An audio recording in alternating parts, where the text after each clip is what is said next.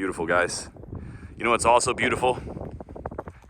My 2017 BMW F800GS, aka Cybrbykr. Let's get into the video. I'm gonna talk to you guys about all of the parts I put on this thing.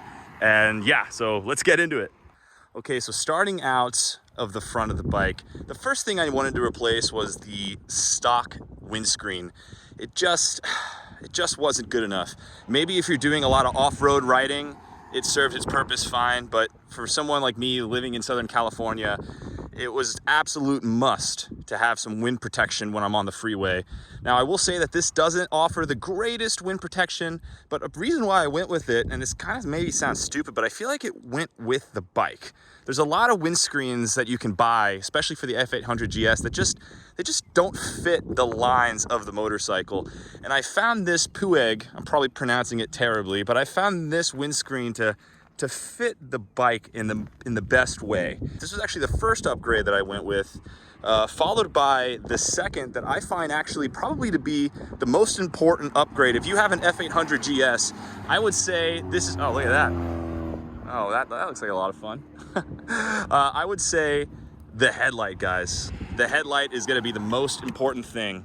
You know, the stock OEM headlight is halogen bulbs, and you know, I'm sure the BMW engineers did a great job. Oh wait, look at this, guys. Woo! Oh yeah, oh yeah, oh yeah, oh yeah. There you go. So as I was saying, guys, I know BMW engineers, I'm sure they did a freaking awesome job designing, you know, how a headlight's supposed to work and the halogen bulbs and blah, blah, blah. But let's be honest, guys, it's trash. You can't see anything. It's the year 2021. Halogen bulbs are a thing from the past. So I went and bought this LED headlight, which just looks freaking amazing. It totally modernizes the front of the bike, very similar to, you know, the 850, 750, and even the 1250 GSs. It's just beautiful, pretty affordable, and a simple plug-in play situation. I mean, it was as simple as just unscrewing these bolts, throwing it in there, plugging it in, and boom, it's good to go. Guys, I've had this for 2 years. My first concern was maybe this thing, it's made in China, it's probably gonna crap out, especially if you're doing some, you know, heavy off-roading. Again, after 2 years and, you know, over 10,000 miles, this light has been strong, guys. It's been strong. Just absolutely beautiful. Now, I will also mention there's like a whole bunch of like different manufacturers, I think, that make this, but I think really at the end of the day they're all the same. But if you check the link in the description of the video, you'll be able to find this one and purchase it. But again, if you have an F800GS, guys, that is a must. I mean, it just modernizes the look of this bike. Those halogen bulbs, man, just had to get rid of those. Moving on to the next item we got here is these bark busters. Man, you know, I got these originally because living in Washington, D.C., it rains a lot. And with that type of weather, especially in colder weather, it's very easy for your hands to get cold. Now, granted, I do have the heated hand grips on here, but still, it was really nice to have these bark busters. But actually, what ended up being even better about these bark busters is that now living in beautiful, absolutely beautiful Southern California, where lane splitting is legal, thank God, lane filtering, whatever. You can see another video that I did on that. These will protect my hands in case I hit a mirror of a vehicle. So these have multiple uses. Again, another thing that's pretty cheap, around the same price point as the windscreen here. And it's a must have, guys. It's an absolute must have. And look at that, man. Look at that, guys. Incredible. Man, I should really just stay out here. Look at what the Very cool, man. Man, I came here to just do this bike review, but I should just stand here and just watch cars. This is freaking ridiculous. So I guess the next one we'll take a look at is this Akropovich Exhaust. Now, this is the 2017 Akropovich Exhaust. There is a 2016 and prior ones, but I wanted this one because it's black, and I hate to say it again, but it just goes with the look of the bike. The way that rear looks is just gorgeous, man. Now, I will say the one thing that's kind of funny and was kind of the downside about this exhaust is it had baffles in there that actually couldn't be removed. There were these weld points that had to be removed in order to take the baffles out. And after a lot of serious grinding, I was able to get those baffles free. But unfortunately, I think I went a little overkill. Yeah, I mean, it ends up looking great. You can't tell. It looks fantastic. We were able to get those baffles out, which completely opened up the sound of this motorcycle. Before, it sounded like a little sewing machine. Now it sounds like a freaking World War II bomber.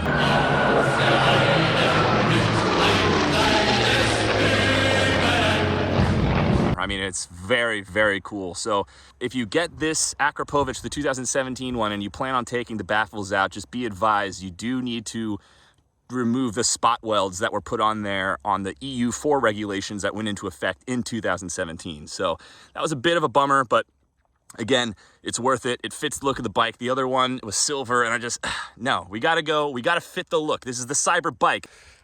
Let's check out the next piece here. Yes, speaking about making the bike look good and fitting the form of the bike, these are the Wild at Heart F800GS crash bars. Guys, there's so many crash bars on the market when it comes to searching. You've got tons of great options, but none of them really did it for me. You know, you had, I think, Jivy, however you pronounce it, they had some engine covers that came up to here, but they never had anything that really covered the radiator portion, which is a big deal, guys, especially if you're doing off-roading. I mean, this is completely exposed. So we can't have that, guys. We can't have that. So after a ton of market research, guys, I keep getting distracted by these freaking beautiful bikes.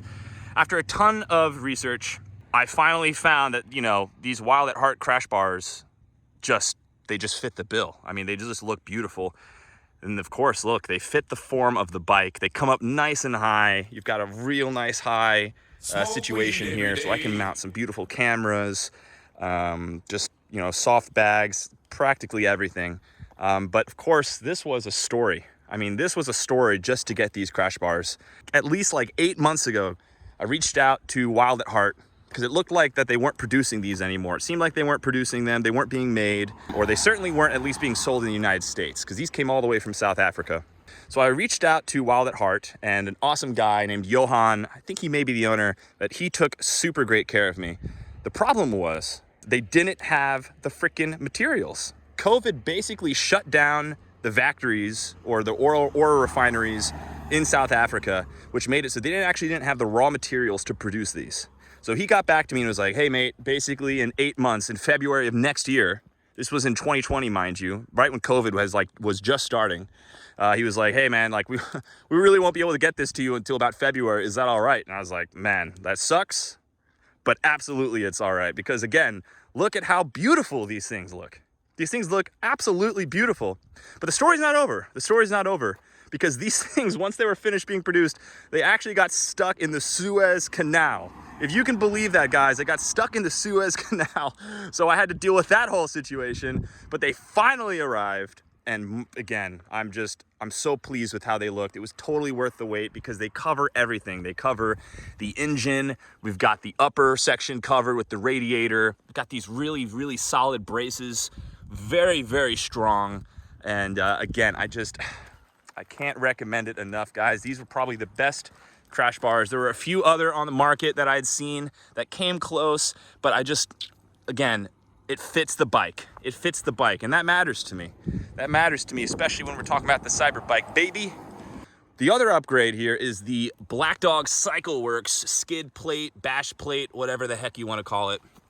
And again, there's a lot of options. You had the Tour Tech, and a few others, but I went with this one. And there's a few reasons. One of them, again, it's made in America, so you gotta support the red, white, and blue, baby. That's America! It's got a great dog on there. No, I'm just kidding. But again, look at the finish. The finish really is nice. They really did a great job on that finish.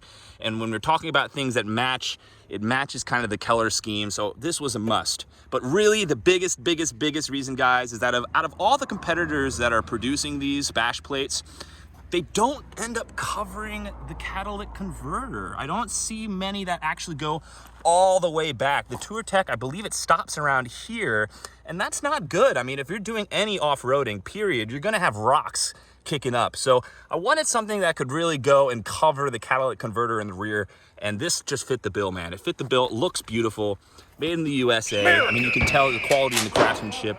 So a 10 out of 10 from Black Dog Cycle Works.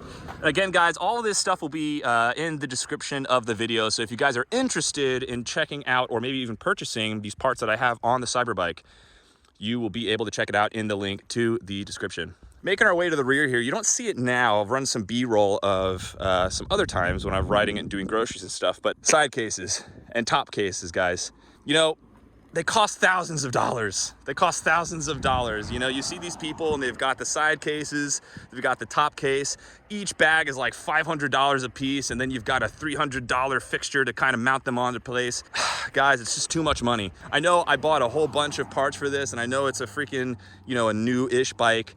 But guys, it just costs too much money. It costs too much money, especially when I can just go and get some reusable zip ties and throw a $25 milk crate on the back. I know it sounds crazy. It certainly looks a little funny, but it works, man. It works. When I'm doing groceries and everything, I just pop it on, take it off. In the future, will I get some, you know, proper bags and stuff? Yeah, maybe.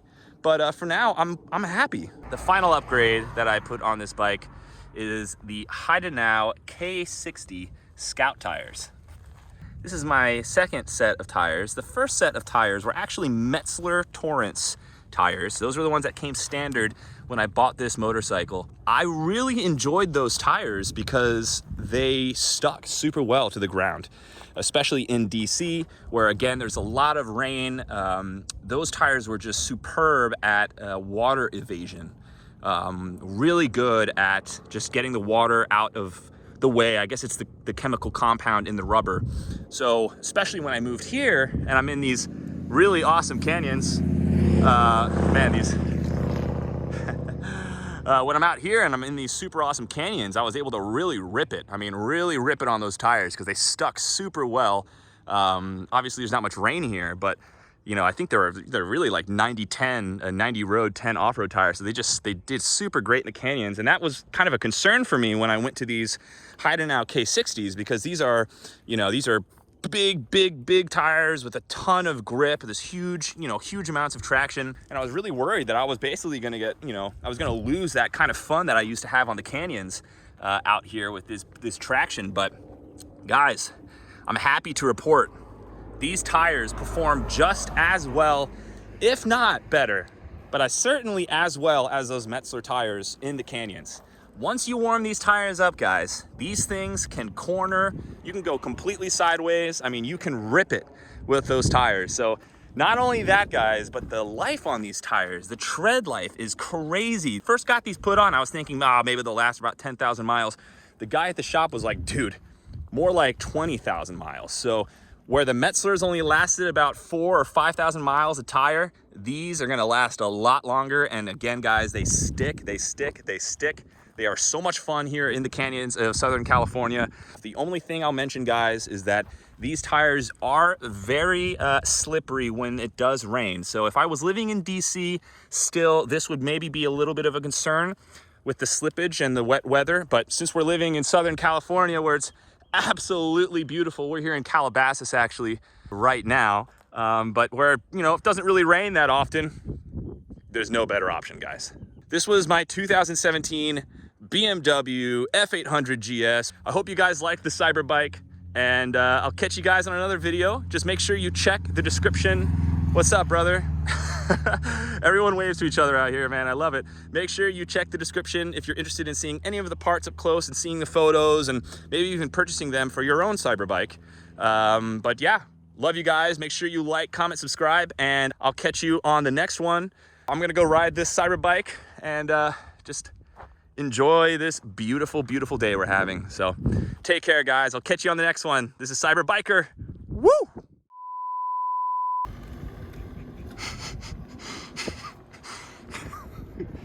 Guys, it's really amazing, man. You know, I respect that. You know what's crazy, guys? This is gonna be like a little video at the end. I used to do that. That actually used to be me. I used to do those types of rides. And in fact, I actually used to do those types of rides with my roommate. And of course, you know, we're both riding motorcycles now because we got lazy. But man, guys, you're so close. I know it's exercise, but please just join us. Just join us. It's worth it. All right. All right, that's it. Incredible.